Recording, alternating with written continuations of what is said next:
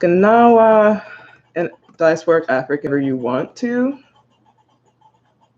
And then this live stream page I'm going to be like taking from as we like stream and talk about like the different tools you can use to recreate like Gnawa sound, such as like upright jazz bass kind of being, I guess, the most accessible and modern instrument that can relate to the ancient Goembri, which is the centerpiece of Gnawa. That's a 3-stringed fretless lute. You might know its cousin, the Ngoni. That's more West African in origin. Konting, yeah, and Cameroon. Very many terms for one common ancestor. So I guess how does it relate to us as Black Americans? Well, like, how many people have traveled and lived in Africa? Just thousands, millions. They relate to us in the sense that a lot of our roots, specifically, I just found out a lot of like 20% of my ancestry is in Cameroon. So we're Gnawa, Chad, Gambia, Guinea, Mali. Many African Americans have roots there. Niger and Nigeria, especially with the Igbo uprising in the 19th century, and the Americas. Senegal and Sierra Leone, which many Gullah people of Low Country and North and South Carolina and Georgia have roots in Sierra Leone. They're Fula, or they are from, I guess, communities that are surrounding like Sierra Leone, Gambia, and Guinea. So the main travelers of Africa, they're indigenous to the continent. That's from the Tuareg to the Mbobro or the Wodabe. And some people who travel throughout Africa, you know, they were foreigners, and many were allies to indigenous communities, and some were scouts for the Sultanate and the slave trade, unfortunately. Slave trade in Africa, I guess, officially kind of started around the 800s, like 790, like ancient times. And it really picked up around, I guess, the time where the Gnawa began to be selected for slaves for the Sultanate. And Marrakesh is a perfect example of, I guess, this legacy in the sense that if you know Bab Agana, that is actually like an ancient gate from like the 1100s, and it shares the root word for Gnawa. Grana, I think that is a Tamazight word. I'm pretty sure it comes from the Sousse region of Morocco. Ignawan is the full word. Gna, for the most part, refers to something dark or to invoke thunder. You could say that the thunder is either from, I guess, how many Black people were coming in the distance in the caravan, how many feet would make the sound that would invoke the thundering storm, and the blackness of their faces in the distance. Root word Gnawa. And Marrakesh is a perfect example of how it was a major stop for Gnawa people and the Saharan slave trade. How does, I guess, Islam factor into Gnawa ceremony? Well, like, you can obviously hear and see several references to Sufi Islam. Ooh, Dad. So, like, there's several references to Islam throughout Gnawa, not just because of the Muslim masters that you could say jump-started this migrational journey, because many of the communities already were Muslim. They just happened to be enslaved by non-Black Muslim people and brought to other places of Africa, such as the Hausa. They already were Muslim, you know. Not everyone that was Fula was Muslim, but there was some, I guess, that decided that that was the faith that they wanted to follow. So they still retained a lot of the same customs, but I guess over time, you could say, as they gained their freedom, it still wasn't necessarily guaranteed that you could stay free. Much like in the Americas, you could essentially be let go, but if you move to another part of Morocco, they could like recapture you again. So that is also a recurring theme in the music. Not like a large theme, but you can definitely see references to I guess, captivity and then like the uncertainty of freedom, which is why the music is so like spiritually resonant and about freedom and liberation through song. So what is Gnawa music? It's many things. It's the spiritual gateway. Um, it's an ancestral retelling and retention of a memory of who the various Gnawa communities came from and who they still are and their roots, and that is Bambara. That is, as I said, Hausa, from the regions from Niger to Chad to Mali to Nigeria, Benin, and Togo even, and the Yoruba, who we all know live in Niger and Nigeria, amazing ethnic group. There's over 100 chants and songs in Gnawa. I know it's astounding, but it's the same for griots. If you know that tradition in Western Africa, they have to learn at least 100 songs to 150 just to retain the customs and the ancestral memory that is to be a griot. It's the same for Gnawa. We call the masters of Gnawa the main storytellers Malems, the spirit masters. And their troupe do acrobatic dance during the night ceremonies, which are called lilas or dedba. And the songs are named after the various communities that used to live far from Morocco. They're about the different Muslim prophets and saints, specifically like the Chuafa. That's like the prophet's family and the prophet himself, like Sidi Muhammad and Lala Fatima. The suites and the songs will be dedicated to them. Buder Bala, which is another like saint in Moroccan Gnawa, and that's a multicolored suite. Sidi Musa, I think, actually is light blue, the spirit of the sea or the prophet Moses. Other songs are actually about like feminine spirits, like Lala Mira, yellow, Lala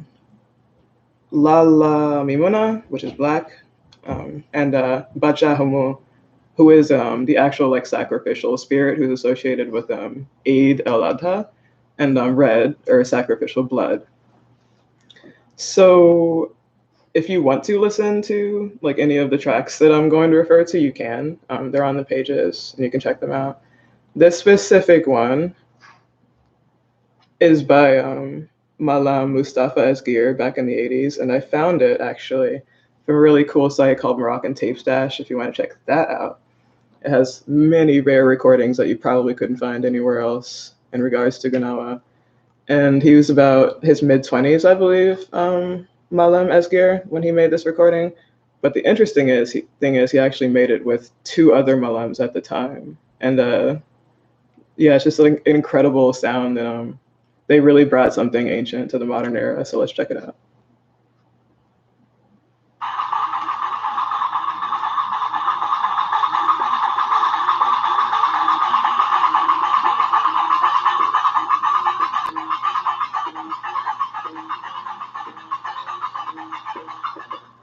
That groove, though.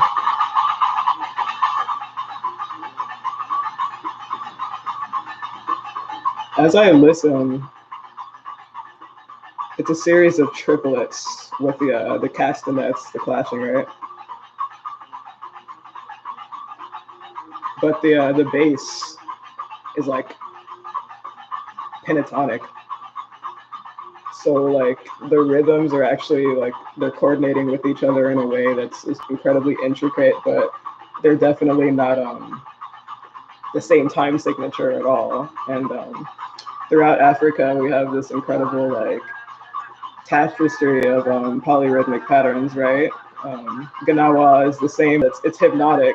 All of these signatures, these sensory experiences as you take it in, the music and the perfume as you're in the room of the lila, you start to enter a trance, and that is where the magic really happens in Gnawa. The healing that's supposed to take place over the series, like the period of the ceremony, which can last from 1 night to 2 to 3. Through my research, I found that Some lilas, if they truly believe that the person needs healing, it can take 3.5 days. But that's constant playing with some intermissions. That's not many breaks in between. So it truly is one of those things where you have to be a master musician to initiate it and to continue.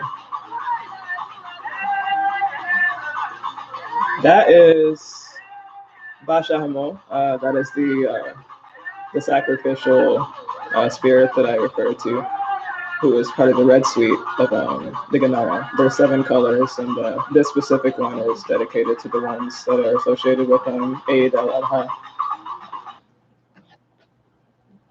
Again, Sufi Islam and Islam itself are intermittent in Gnawa. It isn't just the ancient African animist spirits that West Africans took with them to Morocco. They already had those, I guess you could say, cultural beliefs. They just happened to interweave and syncretize in a way that became something different entirely. And you could say that, I guess, that double consciousness like echoes throughout the African diaspora in the sense that we definitely remember who we were. We remember who we are, but our physical location and where we currently rest, yeah, they don't quite link up, right?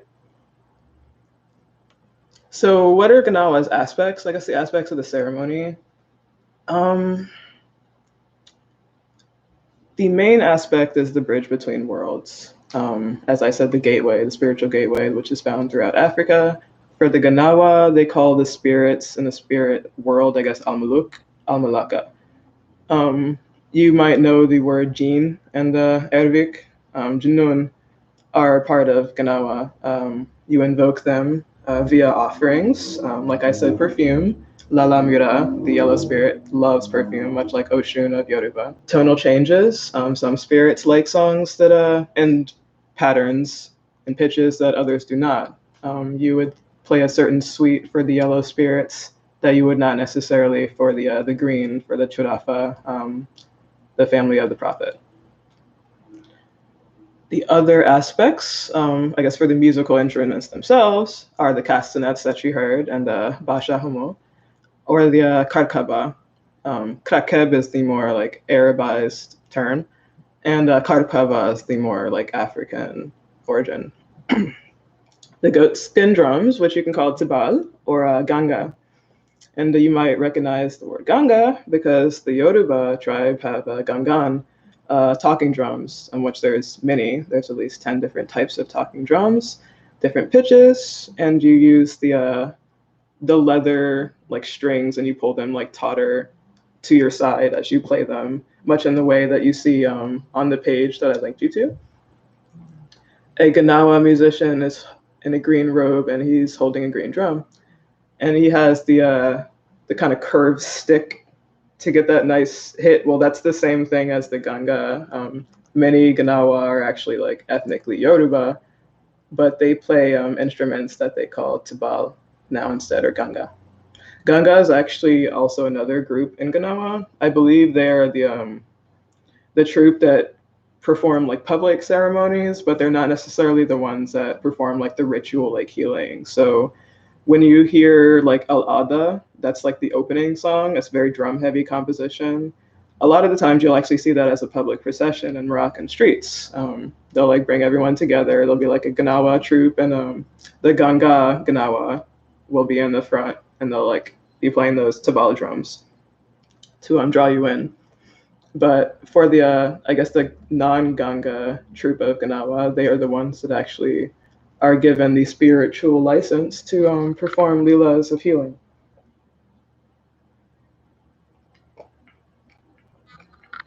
If you want to see a really cool video of the Yoruba Gangan, I linked you to Gnawa Diaspora.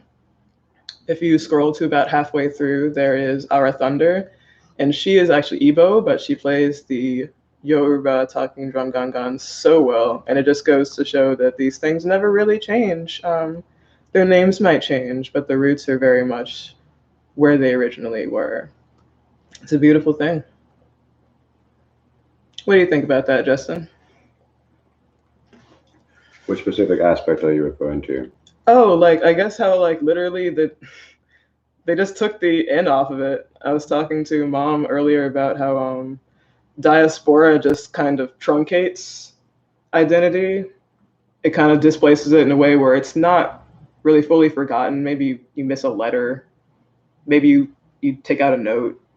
Maybe the time signature is like somewhat different, but it's like, oh, you can definitely see where that came from. For instance, the ganga or the gangan, like that's totally Yoruba. Like I told you, or I showed you the video of the gentleman from the Yoruba tribe, Chief Yanwale, sorry. And he was basically like, yeah, the gangan, there's so many of these, and I was like, wait, ganga, that's part of Gnawa. It's the same drum. It has the same pitch and everything. There's different types of ganga to get different pitches. They just don't have the leather strings quite to change the pitch, right? It already just comes Yeah. at the pitch that they want it. Why? Well, because they didn't have the same instruments and access to tools as the Yoruba did. They were slaves. So it sounds like to me there's two things going on, one of which is the access to the original instruments might have Absolutely. been a difficult thing. So they had to So they took emulate exactly they with whatever emulated they with had whatever they had. available Absolutely. to get similar sounds, maybe not the exact same, but Not quite the something same, but right, something very similar to which emulate the tone as well as you could with diasporic memory. right, And we have the same thing with blues, right? That's what I was just about to get to in a second in terms of the parallel like diasporic elements we have like with Gola and literally like Niger Delta to Mississippi Delta. What did we get? We got blues, right? Well, that came from instruments like the lute, the ngoni, and the nkonting that sound very much like these banjos that people play down south. Well, yeah, the banjos are based on like actual like West African instruments that were even played very much the same in terms of like the pentatonic patterns and the way that we played overlapping claps and we sang in call and response as people played these various lutes, right? Because that's what we used to do when we were in Western Africa. We had percussive string ensembles, and a big part of that was the choral call and response. Like, okay, so I, as a Gnawa master musician, I have the hajhuj or the goimbri. I am playing this so that when I sing, you answer, and many times the spirits will answer in turn, right? The people's voices are the invitation for the spirits to come.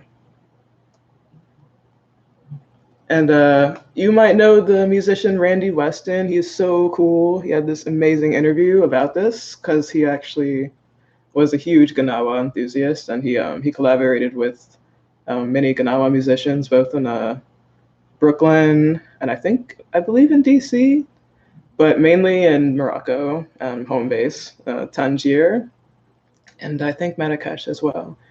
The master musician Abdallah Al Gourd, and he had a very tight relationship, and they taught each other a lot. But Randy was just kind of like out here being a soul searcher, much like myself, trying to find out like what is the root of this sound, like what is this like spiritual connection that we have as those who have gone through a diasporic experience or those who are indigenous to Africa. What is our relationship to music, and why is it so impactful? Why don't we forget, I guess, the roots of our sound? Well, like it's because we're actually connecting with something very like deep. Um, we're connecting with the life force itself and the creative force itself. If you are Moroccan, shout out to this song Alhamdoulia, because it is the ultimate Moroccan sing along, and we're going to listen to it now. Respect to the late Mahmoud Guinia from Asmaa. And this is his family, and about 10 years ago.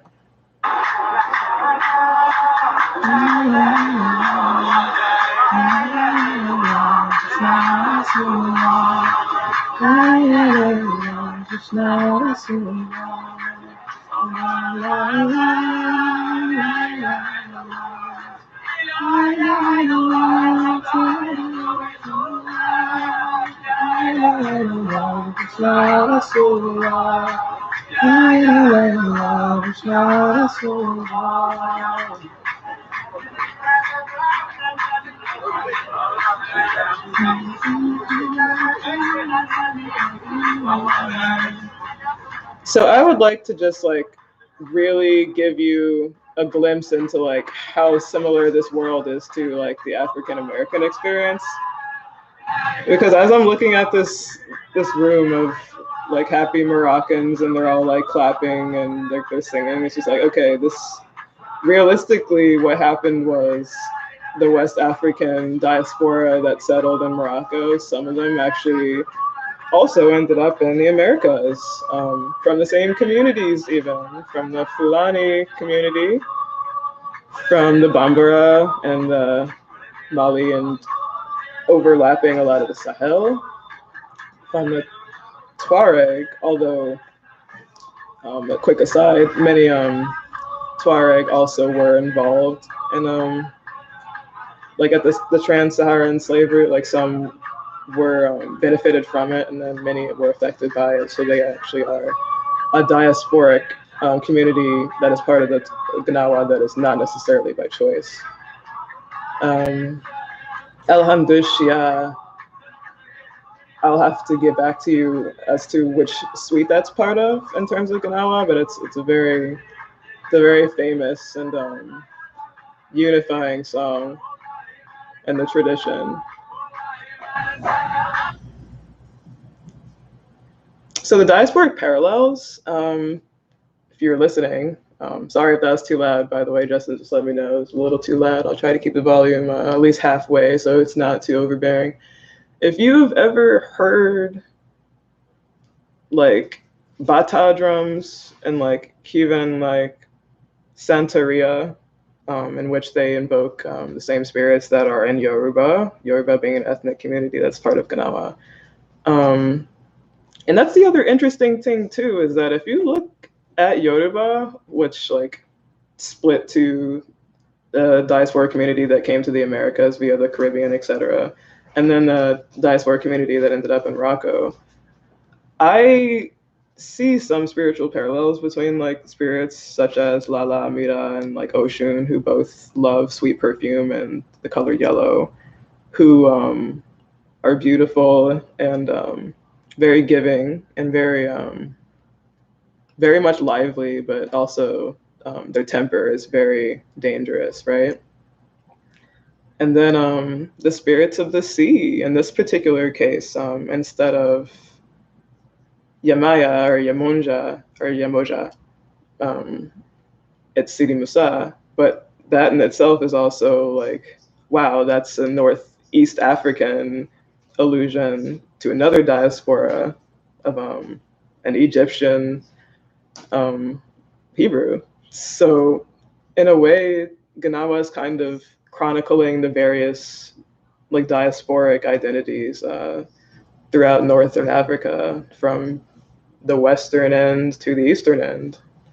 And in terms of the parallels in the Americas, back to there, if you've ever heard, like, I hate using Negro spiritual, let's just say American Black spiritual songs, like Sweet Chariot and like Ratify, to like Gullah ring shouts and like North and South Carolinas, like I said, you wouldn't be surprised at all at the incredible and eerie similarities between like the Low Country, like the southeastern United States, like the diasporic communities that settled there, like well before the Great Migration, to the family gathering that I just had you listen to in Asawira.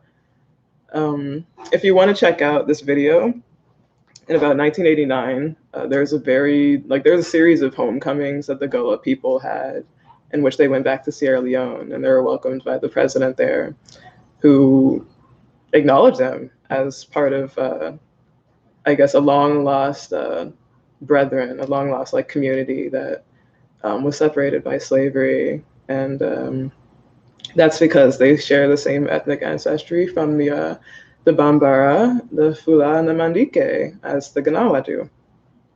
And just as a Gnawa can still the older generation, which is why it's so important that we respect them and honor their knowledge.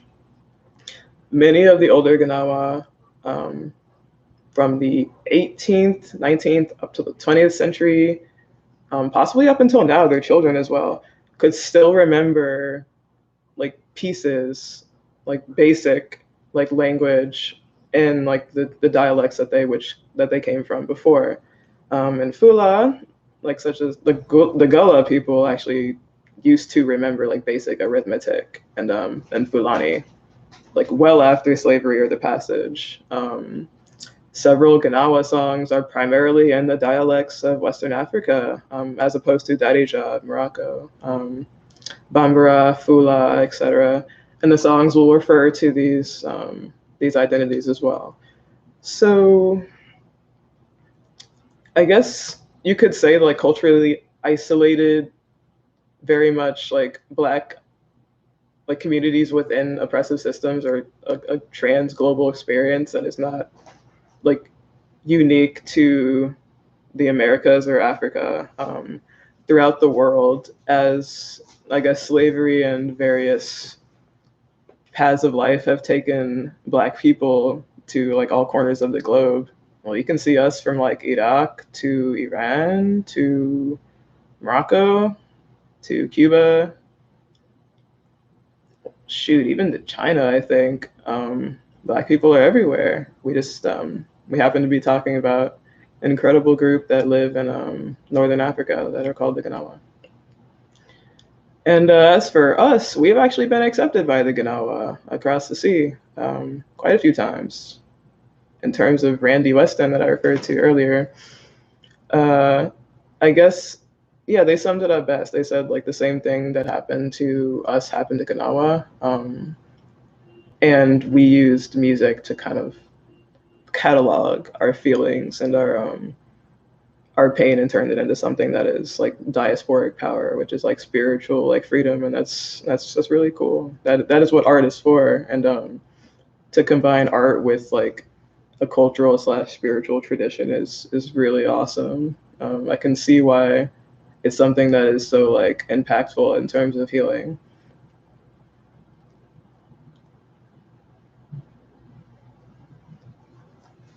So also shout out to, because it's still Women's History Month, right? Mildred Pitts Walters, activist, author, scholar, amazing woman. Check her out. She went to Alila by request of Randy Weston at Maalem El Gord's like house in Tangier, I think in the late 80s. And that's when they made the album, no, early 90s, The Splendid Master Gnawa.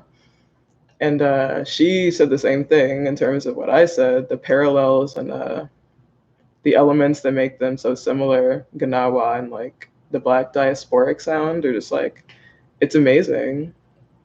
Yeah, the ring shouts is what she said. Like she recalled the ring games and the circle dances of her childhood, but also the music of the Pentecostal church and drum beats in Haiti and Nigeria. And she said that was definitely connected to what she had seen and heard there in Morocco. There's a really cool documentary, by the way, about Gnawa. I'm pretty sure some of it is in French, but you might be able to finesse it if you know French. If not, then Dragon definitely might be able to help you with like free audio transcription, but like it translates it for you. Pretty cool. Oh yeah, so like other allusions to like Blackness and like Gnawa and like I guess like the names of like many Gnawis and like just in general to clear something up. Abd is an Arabic prefix or a term for enslaved. That's not necessarily like you are like in slavery. We can also see the reference to like Abd and the Quran. It just means to be a servant to, right? In that particular context, it's a servant to God.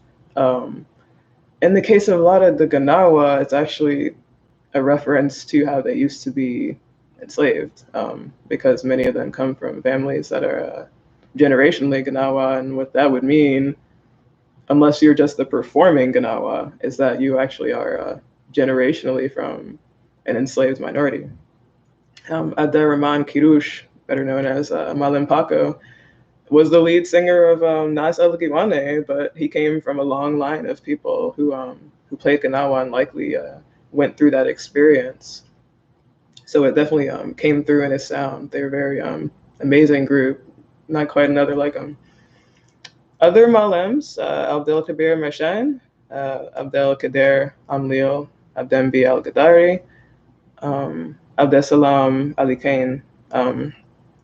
It's not exactly a revolutionary act. These are simply just their names, and they're amazing names, but they also are kind of the unspoken allusion to like anti-blackness and like slavery as part of Moroccan history. And the Moroccan scholar Choki El Hamel said himself, like, you won't really find many like Moroccan, like indigenous Moroccan studies by many scholars about it that will be quite as honest as he was about how anti-blackness was a driving factor behind a lot of the terminology and the intent for like black slaves versus non-black slaves like Amazigh and Arab that happened to be living in the region.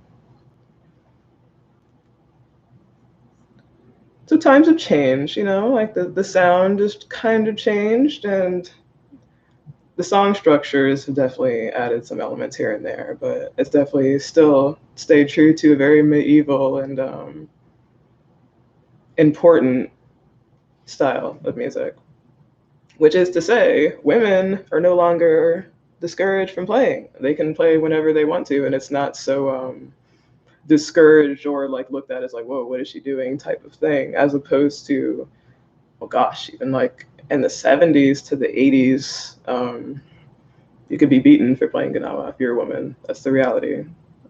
It was very much a risk if you wanted to be a female, I hate that term, Gnawa musician. It is now to the point where like they'll actually be very proud of you, and you can play concerts like Asmaa Hamzaoui, and she leads the troupe Banat Gnawa, not Banat Gnawa, excuse me, Banat Timbuktu. They're a Gnawa troupe that is, I believe, been around for at least 3 to 4 years, and there's about 5 of them.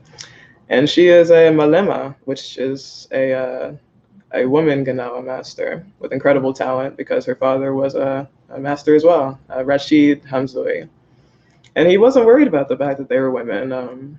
Counter to what you would think, he was actually quite proud of her, and he encouraged her to continue the style because he knew how important it was to remember the roots of Gnawa and to pass that on so that it's not forgotten and people respect the style for how much it's brought to the world.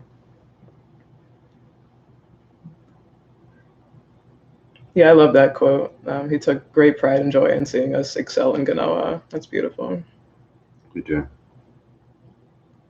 As opposed to Hasna's father, who, like, not to shade him, but he definitely was the one that I referred to. He hit her when she wanted to play. Still, she played, and still she excelled. She is one of the best in the genre, period. For all of the existence of the Gnawa sound, I will say. There is something about the way that Hasna can just immediately conjure the supernatural when she plays. She truly is gifted in that sense. And I think it's very interesting that she named her album and one of her songs Sma Sma, which is to listen, and the Algerian dialect, but it also is a spirit lord of the sky, Sidi Sma. So what is Gnawa? I'll ask you. To me, as I said, it's an interpretation of generational like double consciousness. It's to remember who you were, but also to be chronicling where you're going at the same time. And it's remembering the things that made you, the things that inspired you, the things that hurt you but kept you going. You know, it's about spirits like Lala Mimuna. It's about Lala Isha Kandisha. It's about Moses and the Prophet Muhammad and Buhala. Of Gnawa, who I'm obsessed with, an amazing fusion group, Samir Langus and Maalem Ben Jafar. And Samir said that with the actual state of things in this world today, we feel like traditional music like Gnawa is essential and vital for the health and the well-being of such a rapidly changing world. And that is truly what genres like Gnawa do. They put you in like an introspective like slash appreciative state in which you realize like how easy it is to connect to the one and connect to creativity in a way that's not so intangible, rather like something you can immediately like feel as soon as the music plays. As we continue with our stream, let us take this second to respect the lives that have been lost, whether it is to the Gnawa tradition, the lives that were lost in the transatlantic slave trade, to what's currently going on with COVID-19. Respect those who are no longer with us, and let's really try to remember what's important while we're still here. Stay healthy, y'all, for reals. Make sure that you take things seriously and not for granted, because every moment's precious, and you really gotta see the good in the world. And Gnawa is a nuanced portrayal of the world in the sense that, like, obviously it's the ongoing documentation of an experience that was undoubtedly bad, slavery, but it became something beautiful and transcendental. And I want all of us to kind of remember that music is one of these things that has always carried us through. It's carrying us through right now. In terms of what's going on with the crisis, a lot of us have turned to music, and what Samir said is true. In the current state of things, like, let's turn to music that heals us and really makes us think about what matters, and is speaking about what matters.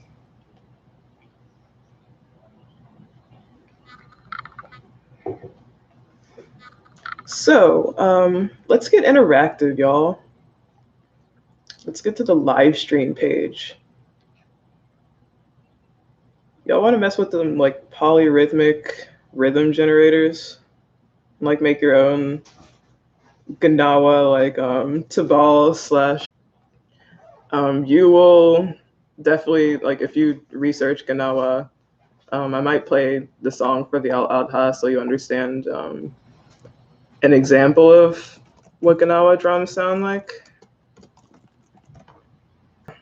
And if you want, you can use the generator to try to make this.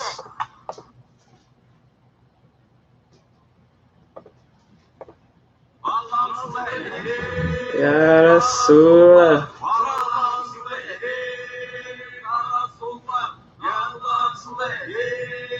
Is that just a chant? No. The chant preludes the drums. Try it out yourself and see if you can recreate something like that using a digital interface as opposed to a Gnawa troupe in person. The travelers who primarily composed them, they were mainly from the Malian / Songhai Empire. As you can imagine, it's not that much of a trip if you're already on the edge of the Sahara to travel to the regions that are in the central Sahara, the Sahel, like Mali and Niger. And they were already, I guess, like guardsmen for those empires, or soldiers for those empires, or huntsmen. And they essentially caught them in transit and then took them back to the bases of the Sultanate and said, you'll be guards for us, you'll build for us instead. So as they moved, they were, I guess, they brought their instruments, or they recreated their instruments with whatever materials they had. And they played in the dialects and the memories of the places that they were taken from. Telling me that actually the Gnawa, they're actually numbered less than 300 originally, but they their numbers grew as the community grew. And now we have the story of their survival and their adaptation. And if we look at the historical maps, yep, we find that over half of Africa was under control of Muslim rule by various caliphates, from Sokoto to the Moroccan empires, and much of the religious rites and the I guess, components that are part of Sufi Islam also are the foundation of Gnawa, the tradition. By 1250 AD, the eastward expansion of Islam had already spread to Egypt, and I believe the Sultanate controlled southwest of Mogador, or Essaouira, and Western Sahara as well. So they were not too far, I guess, at this point in the mid 1200s by the Kingdom of Songhai. They were getting ever closer, and the Malian Empire was expanding northwest as well. So inevitably they're going to meet. It was a matter of the communities were caught in between, and they ended up being taken into slavery. It's incredibly mysterious, but it also is very like to the rote, like you have to do these exactly right, and we have these specific ways to allude to spirits and bring them. So the lila is an all-night ceremony. That's why I said it can last from a night, like all night, to 2 or 3. It mixes the costumes that allude to the 7 colors, and acrobatic dances and incense. Most of the spirits prefer incense. You don't necessarily have to. Mira is the one, I believe, who is the most particular about having incense and what she likes. Rose water is another thing she prefers as an offering. And yes, the sensory overload essentially allows you to enter the trance state. And the same way that Yoruba has your chosen Orisha, your chosen spirit, like Shango or Yamoja. In Gnawa, you can have your own spiritual like entity. Melk is the singular term instead of Al-Muluk, which is the plural for the spirits. So you might go to the ceremony already knowing who your spirit would be to help you. You might already know that you want the black sweet, or the sweet for Lala Mimuna. You might already know that you want the sweet for Basha Hamo. Lail, the Arabic word for night. Derdaba means the stomping of feet, but that also, like, you'll usually hear like very rhythmic, hypnotic clapping as you like do the stomping, and that's the same thing as, well, not quite the same thing, but that's an ancestral cousin, you could say, to the that we do in the South, you know. And the players of the Gnawa, as we said, the Maalem, the master musician, and the priestess, the Mukdema. Usually they're married, but not necessarily. The priestess is the one that kind of sets the tone and arranges the environment for the Al-Muluk to come and give their blessing. And the extended family or troop is led by the Mukdema and the Maalem. And yeah, you have to contact them if you want a lila, and then they'll hold it either at their home or yours. And then from there, the healing takes place. Is it real? Is the magic true? That's up to you to decide, but I like to believe that it is. I like to believe that Randy was right. There is a true calling and a true response from the other side when you play styles such as Gnawa. Yeah, let's click on these. Let's hear them.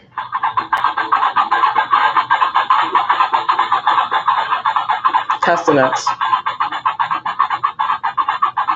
It can be 96 beats per minute. It can be 150. Generally, you get to 150 or so when you're speeding up, trying to invoke trance. At this point, you're you know that the spirit is coming, so you're welcoming them. And yeah, it takes so much strength and relaxation to be good at Krakeb. That time signature, but also like the triplet pattern is just like it's incredibly, like, it takes so much concentration to do, like, just from like someone that's done percussion for like over 10 years. One of the hardest ones that I had trouble with was definitely castanets. I loved it. I love the sound of them, the metallic clashing, and there's something about it is just like so raw but like awesome. It takes a lot of skill to play. So, who is necessarily like a follower or someone who believes in Gnawa? They call them adepts, I guess.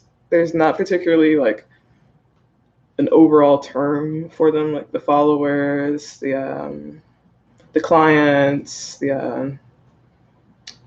I guess, yeah, whoever you are that believes. And generally speaking, you're chosen as an apprentice to be a master musician very young, but the spirits have already chosen you, right? It's not necessarily your say so much as theirs. A lot of their songs they sing about like Bambara. A lot of their songs are called a mixture of, I guess you could say, allusions to Sufi Islam, like Salam ala Muhammad. But in the same song dedicated to Sidi Muhammad, you'll also have it like a reference to Fulani, which means that they're remembering who they were in the various like divergence of the ethnic diaspora. Here they are Hausa, but they're also Fulani. This is a song by Maalem Hamid El Kasri. He is from Rabat, and he is really cool in the sense that he plays very traditional style, but he's also very well known for the progression of the fusion styles and like Western rock and jazz and the Gnawa festival that happens every year.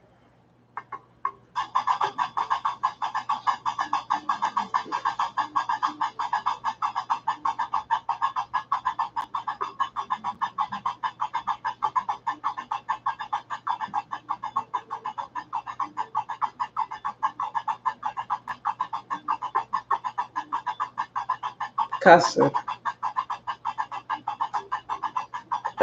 If you scroll up in the live stream, another word for the Black Gate, Bab el Kuhel, was Bab el Kasr, Hamid el Kasri. Fulani, which is referenced in this song, they're found from Cameroon to Sudan, Chad, Mali, all across Africa. It's astounding. And I guess their musical influence is such that it still has not gone away. As I see him holding the gwembri there in his hand so proudly, it looks very much like an ngoni or a lute from those communities. So Randy Weston said that we basically migrated, and they, Gnawa specifically, migrated to Northern Africa, but they created a spiritual style to document that journey and to say like, okay, this is not going to be the end of our legacy, rather this is part of a story. The story will develop as we continue. And no matter what our faith is, us of African descent, continental, or far from where we originally came from, it's always true, it's always there. We always take our belief and we turn it into something truly unforgettable and unable to be erased. This is why modern rock music actually retained much of the polyrhythmic bass and the call and response and the percussive string ensemble foundations of Western Africa. And Central Africa as well. Senegambia, Benin, Niger, Mali, Nigeria, etc. And if you would like to check out a video, again in French, but you can have it translated, by Nuru Kane, or is that Nuru Kane, from Senegal, and he's badass on the lute. He has a gambri himself there, and he explains the past of it and how this specific lute, this 3-stringed monster right here, actually could have 6 strings in its original form, right? So literally rock music just took the core elements of West African like music and said like, okay, like let's just like evolve off of this here, as opposed to where it was in Africa. We're just gonna like make our own version in America. So the story goes, blues became rock and roll became metal, and now we have all sorts of subgenres of that which initially came from a diasporic experience that was rooted in the South, and specifically rooted in slavery that took Africans to the South, right? Not to say that everything is necessarily all connected to that.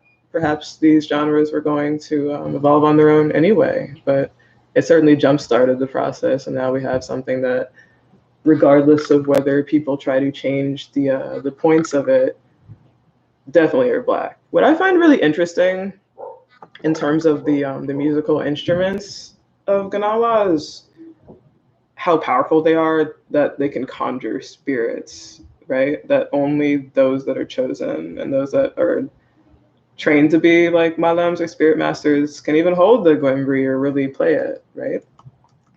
And Karkaba are part of this musical tapestry that allows them to come from Lala Mira to Basha Hamu to the spirits of the sea.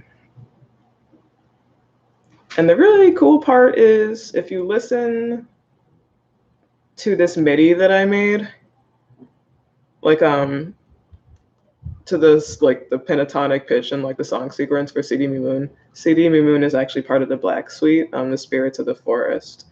Marhaba means welcome, but it also is part of the suite for Sidi Mimoun. And it literally sounds like Spyro. It is the funniest thing. I did not expect to essentially transpose that from like the Gnawa, like West African style to like a modern jazz bass, and it essentially sounds like a soundtrack. Yeah, it's easier if you download it yourself, and it's even easier actually if you click the link on the live stream page, make your own Gnawa sequence, and you can use whatever instruments you want. But the easiest one to tell the similarities is the upright bass or jazz guitar. How does this relate to us? Well, you should already know. As for me, like I'm a diasporic historian, and I have about 45% ethnic ancestry in Nigeria. 45%. I walked around for a lot of my life saying words that were Hausa, just not realizing, like, I thought Bogo was how you said bogus. And it turns out that, like, bogus actually does come from Bogo. Bogo is Hausa, but I had dreams about saying that. I just never had conversations with anyone about it. So these things are retained in our songs and our language. And we hold on to our memories and our identity in different ways. In this particular case, it is music, and it is also the faith that comes along with the music, that come from the same communities that I do, Central Africa and Western Africa. If you look at the chart on the live stream page, it also can like walk you through the various like color suites, and I'm about to do that with you.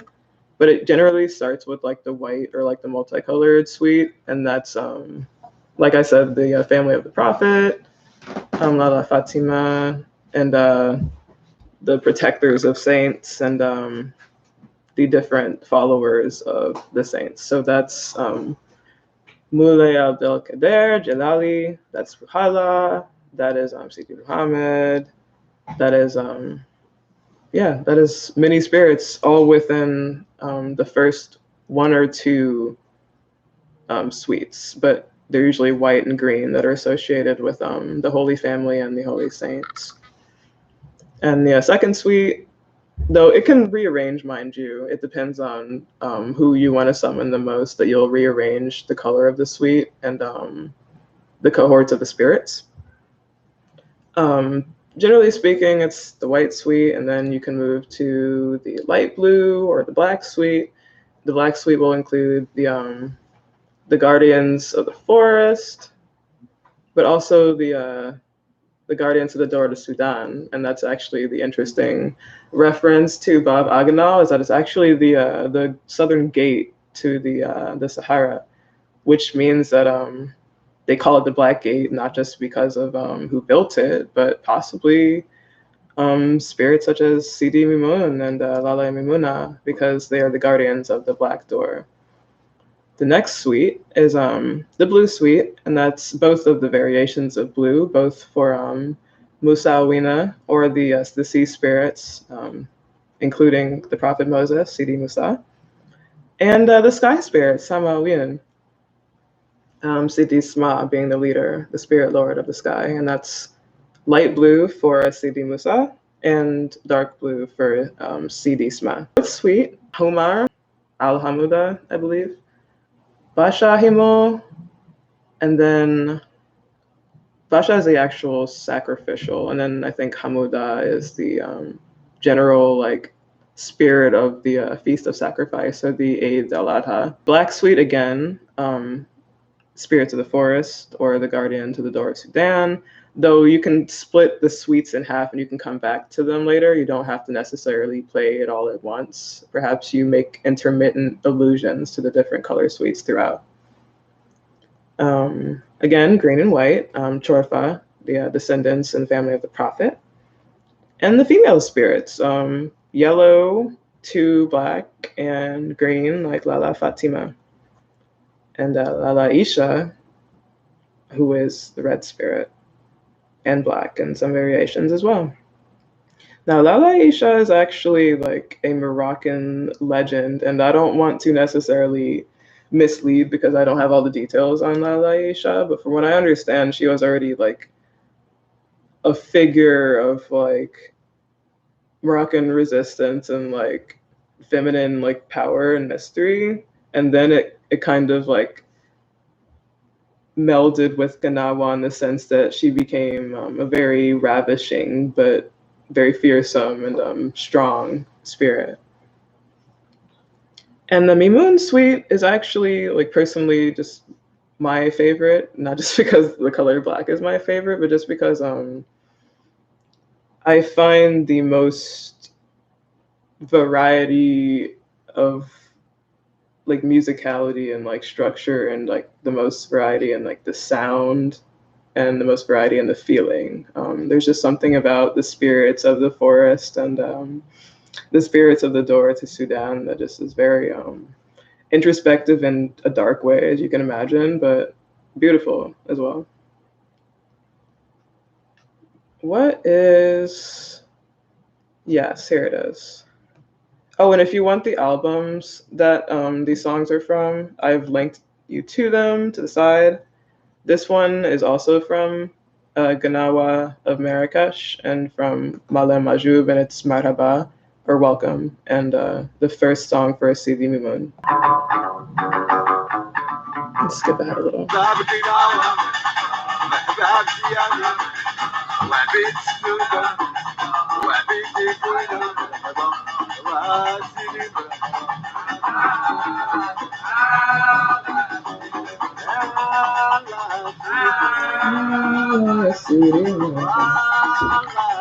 I believe he sang God and the Saints, you are welcome. I believe Yah is and, right? Yeah, God and the Saints, you're welcome. Which makes sense because it is a welcoming ceremony. The Lila itself is the stage for the spirits to come and do their thing.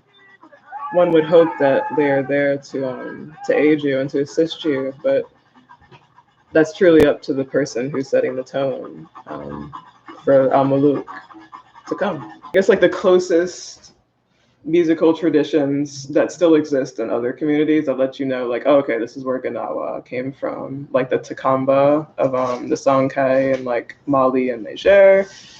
The festivals that used to occur in Essakane and Mali, that's in the Saharan, like the Sahel, which is like the Western African side of the Sahara. A lot of the times the call and response, usually in this case, it's in Songhai and or in Amazigh or in Arabic.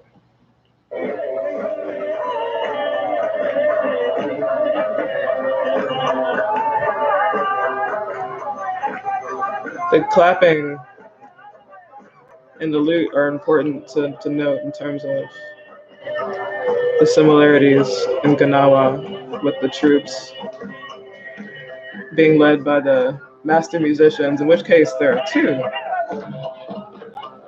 or 3. But in Gnawa, there's only one, right? As opposed to the Takamba spreading the Ngoni to 3 masters, Gnawa says, we will summon the spirits with one. And perhaps that's a matter of choice, but also because of the journey.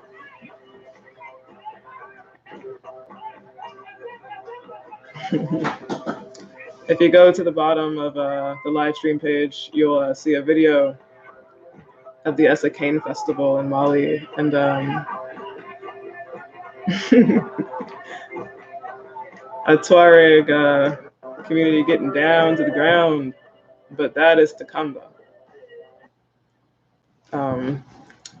Important to note, a lot of gungries are made of calabash too. Ngonis that you see in this video are also made of calabash, also have 3 strings, so something to think about.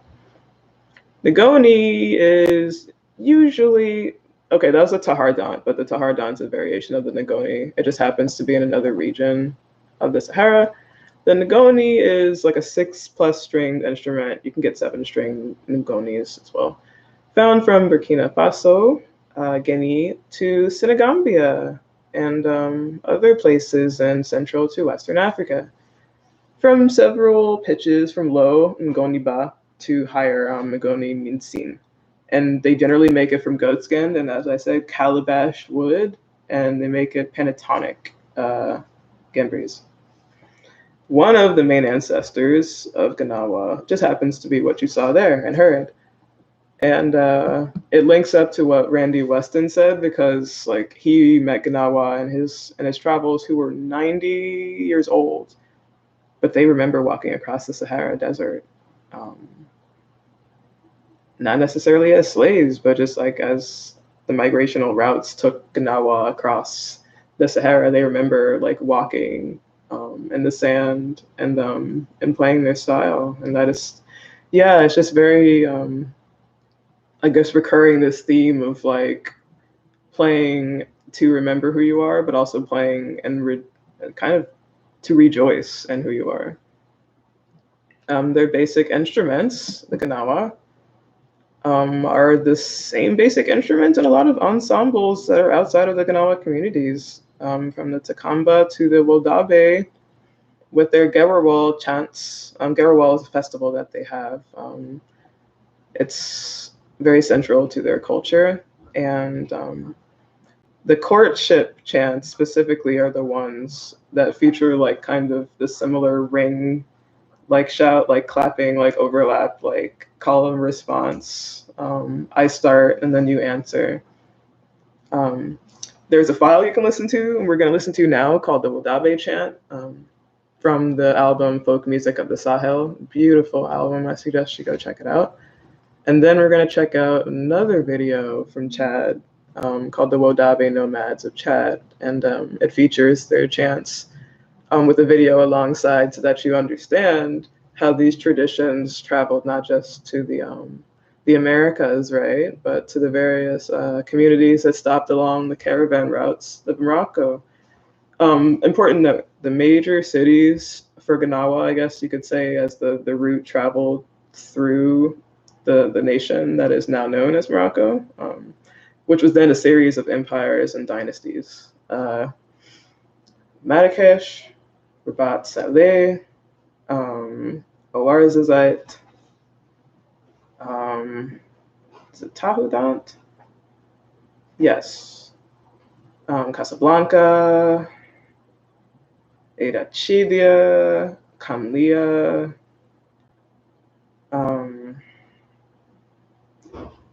I feel like those are the major cities, and Zagora as well. Zagora is actually also a site for one of the shrines, or Zawiya. That's a name for a shrine in Moroccan Arabic, to the saint Abder Kader Jilali. And I believe they have a pilgrimage to that shrine every year, but that's a major Gnawa city because of so many Gnawa who traveled through as a result of the Sultanate. This is a Wodabe chant, as I said, and you can definitely see the roots of Gnawa music and communities like the Fulani.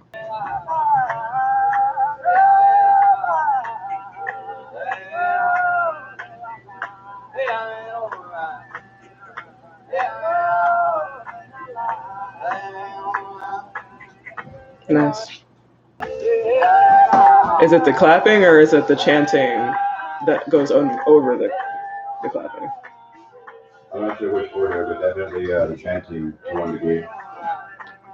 I think what happened with the Gnawa is, as I said, like they made the elements more sparse so that you focused on each one more. You know what I mean? Like they took some people out and then they took some sounds out and they're like, okay, this is the map that we want for the spirits to come, because we want sensory overload, but we don't necessarily want it to be crowded to the point where they're chased off, right? It's a very intimate spiritual experience. So as opposed, yeah, absolutely. But the Wadabe still are a central part of Gnawa, even though they are in entirely different parts of Africa. They are their ancestors. They are retained in the generational memory. Sacred festivals and the different holy sites throughout Morocco. And they will either seek the Maalem's knowledge for the Lila, or they'll just go to the different sites for the saints and leave their blessings there and ask for guidance. The different ceremonial like paraphernalia, from like the offerings that you can leave to the parts of the ceremony, meant either like the leaf itself, the herb, or the famous atai, meant tea. You can leave that for the spirits if you like. You can leave trays of dates, sweet pastries if you want to. And rose water. Certainly there's Gnawa in almost every corner of the globe. Morocco is just, as I said, the home base. Many of them have stuck true to the ever-evolving diasporic tale of their ancestry, and they've come here. They've gone to Japan. Shout out to Hassan Hakmoon, Maalem.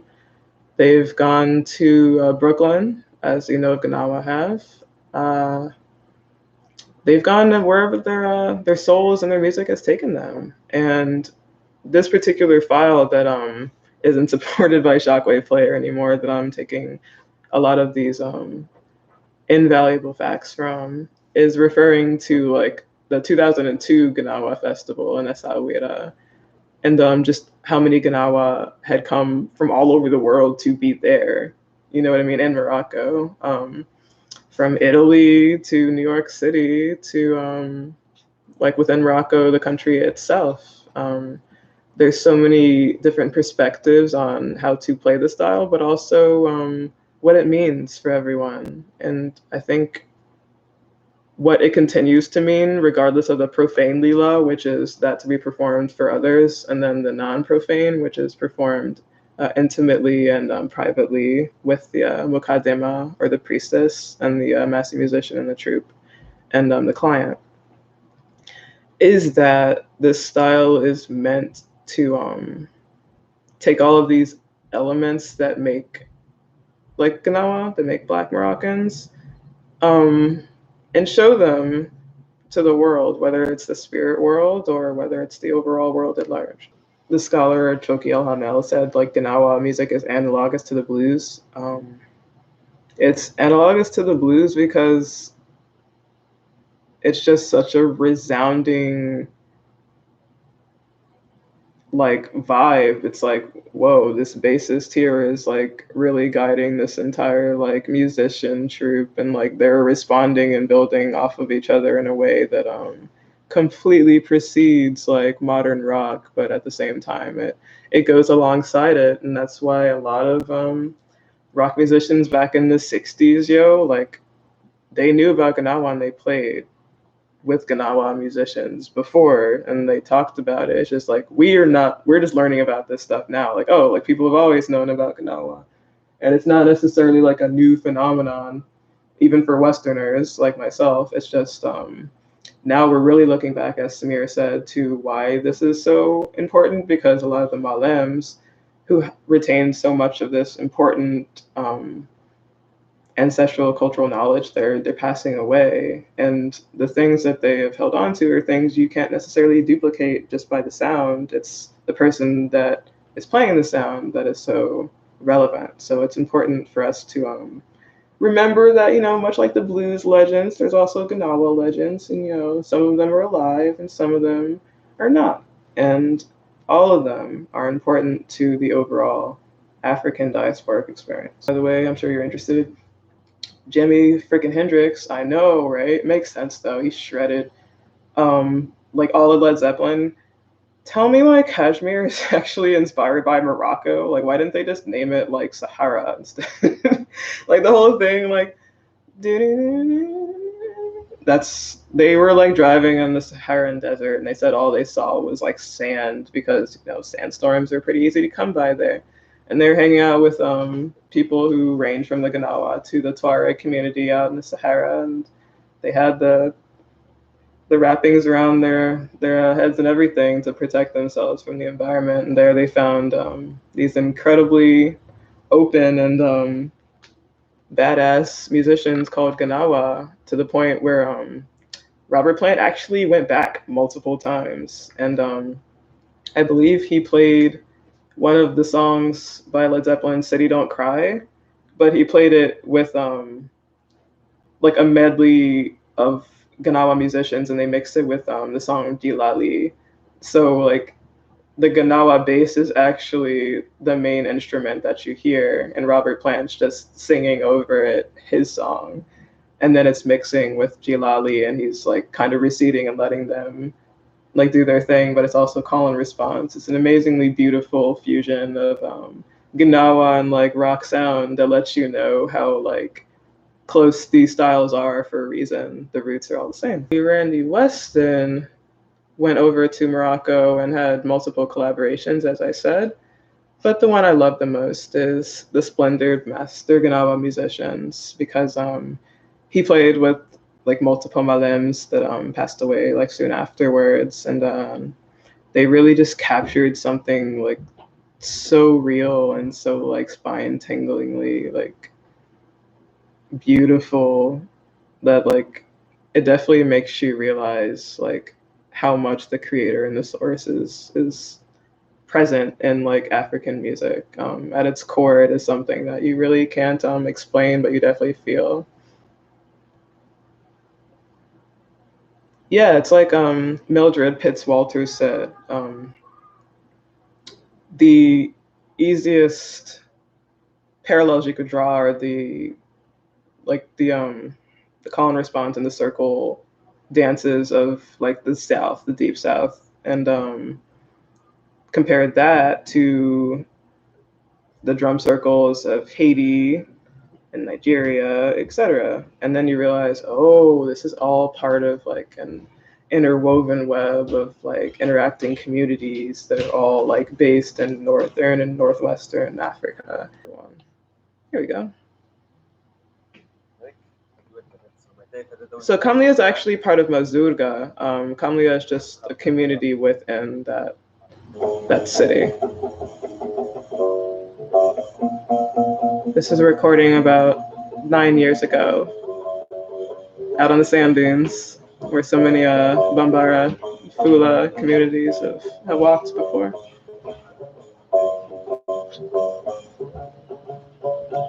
Which one is this?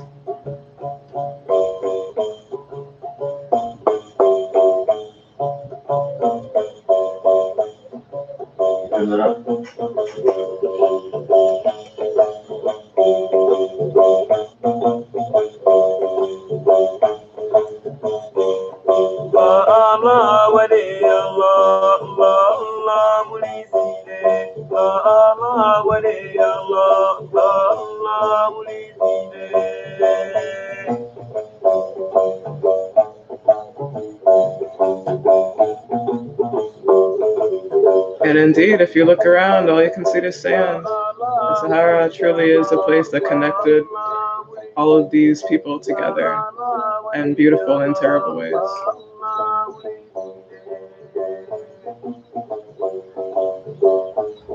They would be bound by these sands, but they wouldn't stay there.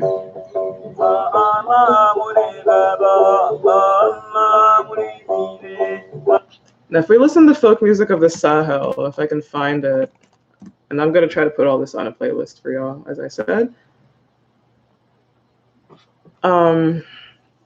Keep that song in mind that you just heard, and I'm going to go real quick to the Bandcamp that album comes from,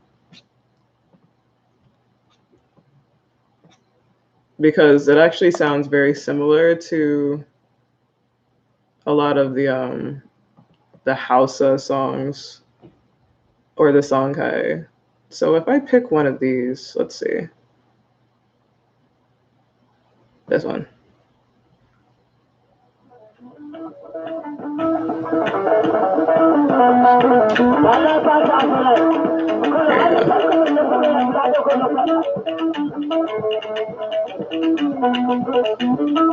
That's Fulani from Niger. This is recorded about 6 to 10 years ago. A varied mixture of different songs from the Nigerian Sahel. Sounds a lot like Gnawa, doesn't it?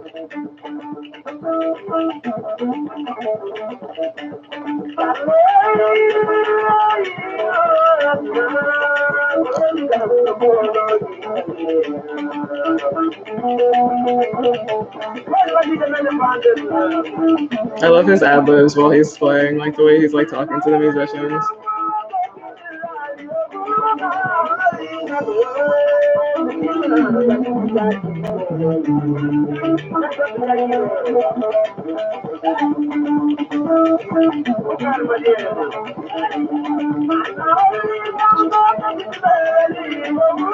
He's actually also singing about how the Hausa and them were at war.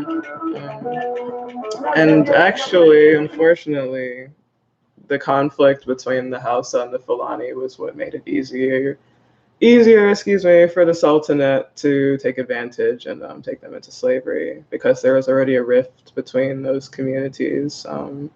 They kind of played divide and conquer, and it made it easier for the Gnawa to be taken into captivity. But I guess you could say, the musical history of the Hausa and the Fulani is intertwined in the sense that they sing of each other. There's references to each other, and at the very least, they found respect for each other in their music. Bori is I wouldn't want to say cult. It's a similar spiritual sect to Gnawa, but it's in like Niger and Nigeria, in Hausa communities. There is a song that I'm going to play for you after this that is called Bori Marandabo, and that is a Gnawa song that references the Nigerian communities that were part of the Bori like spiritual sect.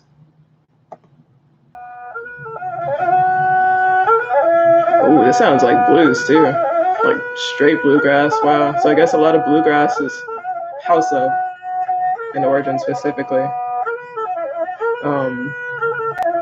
Various parts of Western and Central Africa. So the instrument's different, but that progression, the chord progression, is absolutely Gnawa, like 100%. I've heard this signature many times. To the pitch even, it sounds like that.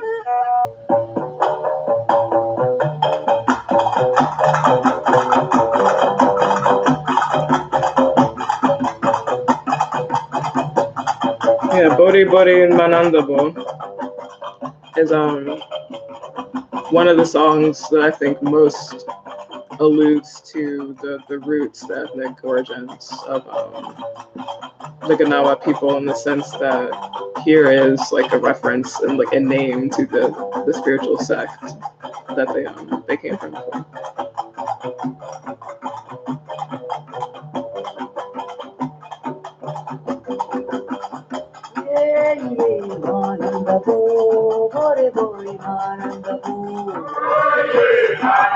It sounds more Nigerian too.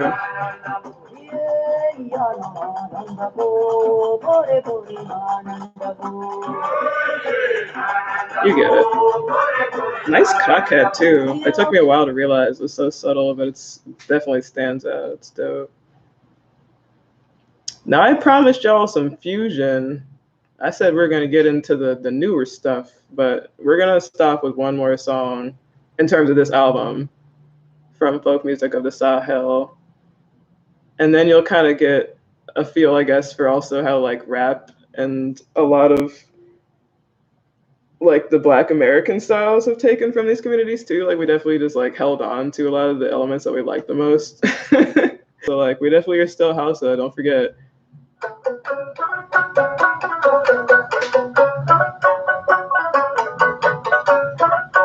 Bruh, if I haven't heard at least several mumble rap fucking like instrumentals that sound like this, y'all lying.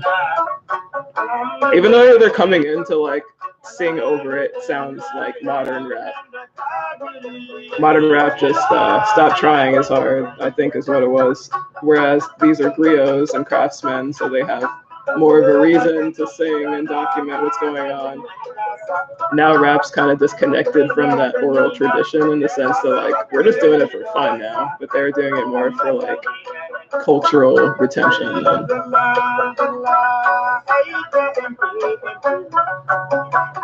Okay, that's two musicians actually. One's playing and one's singing. Musa, like Sidi Musa, and Issa from the Hausa community in Niger. We're gonna get to Simo Lagnawi, who is awesome, and I believe they are also, they play with a group called Gnawa London. I found out about them about 10 years ago, and I just thought he was really awesome in terms of the way that he like mixed very like traditional style Gnawa, but with incredibly like progressive like rock like fusion sounds. Like dang, he really went off. One of my favorite Gnawa songs is Shabakuru, fusion song version of Shabakuru.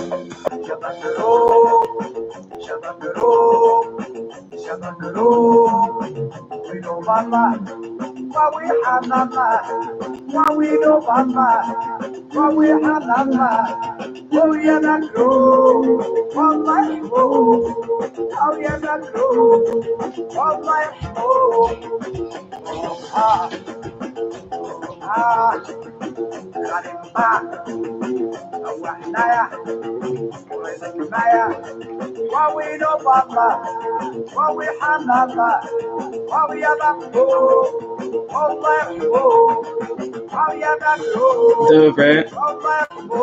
Link incoming. Don't sleep on it. Simo Lagnawi. Here y'all go. We'd be remiss to not play the traditional sound so that you realize just how much these things really do like hold on to the roots, but they're like, no, we're gonna ad-lib on it a little bit, you know what I mean? And I get that, you know, like it's all about making something beautiful that was always there into something new. Oh, here the ads go again, right? Whee!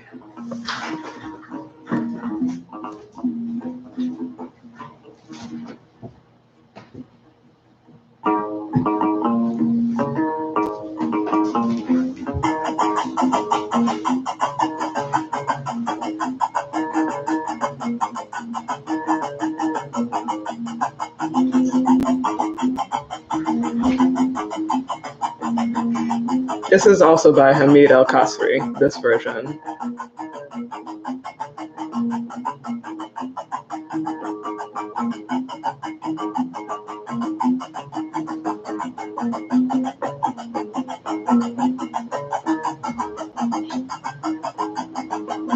شبكرو يا وحن الله غالي مبراوي حن الله يا شبكرو يا ربي مولاي شبكرو يا وحن الله. So that is the original, like more traditional style of Shabakuru Allah. And what Simo essentially did was the same thing that Hassan Hakmoun did as a Marrakesh master in the traditional style. Decided to, I guess, be the bridge between the older generation and the newer one. This is why we will close with Zahar's performance of Bania, my son. And that is, I believe, one of the first Moroccan Gnawa performances on national television, if not the first, of the jazz program Night Music in 1989. And here he is, this unapologetically Black African musician, reminding us that this diaspora is actually very connected in the sense that we play each other's styles because we remember where each other came from, and they're actually not too far apart. Some of us actually came from the same places. We just traveled to distant lands, and still we were related.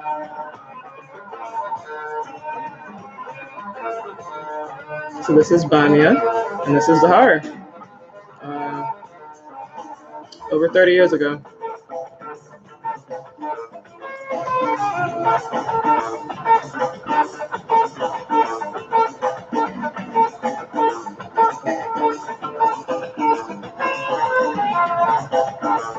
And I'll link y'all to this one,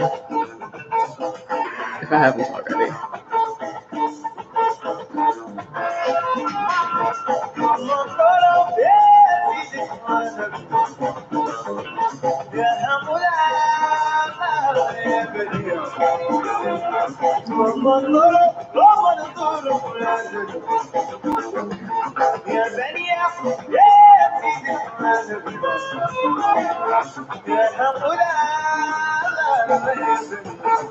He was so young back then, Hassan. Like, wow.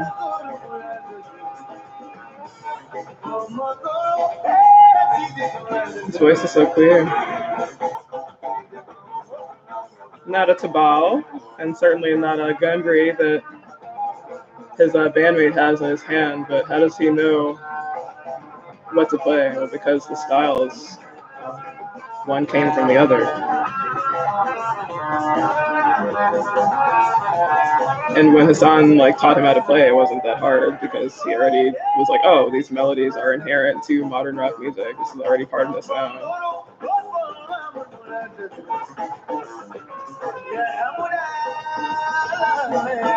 Obviously, Zahar is no longer around, but we're still listening to their songs for a reason. We're still listening to Gnawa from years ago for a reason. The impact and the message is always relevant. One more song for the road? I think so. And it will also be from the Maalem Hassan Hakmoon. And I hope I can find it. If not, then there is another one. I hope you have all enjoyed Gnawa with Nikki. Definitely been a fun time. The song Sudan Mini Tara.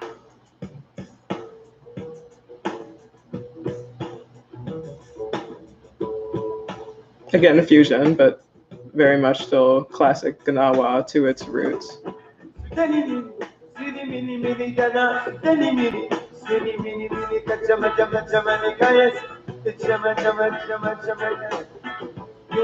I had no idea he did reggae fusion. This is awesome.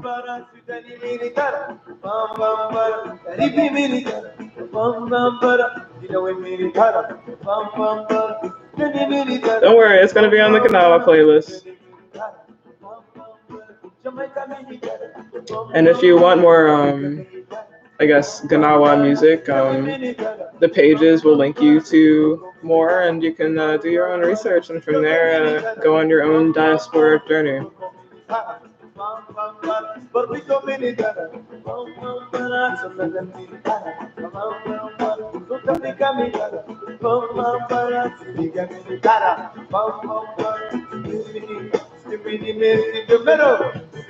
Do I want to go to Morocco one day? Yes, but it's all in time. Some journeys take a lifetime.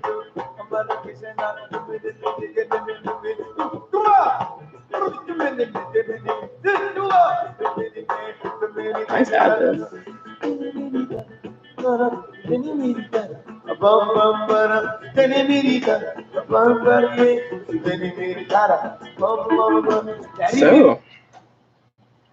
this has been Gnawa with Nikki, and I hope you've had an awesome time. Hope you learned a lot, and I'm always learning too.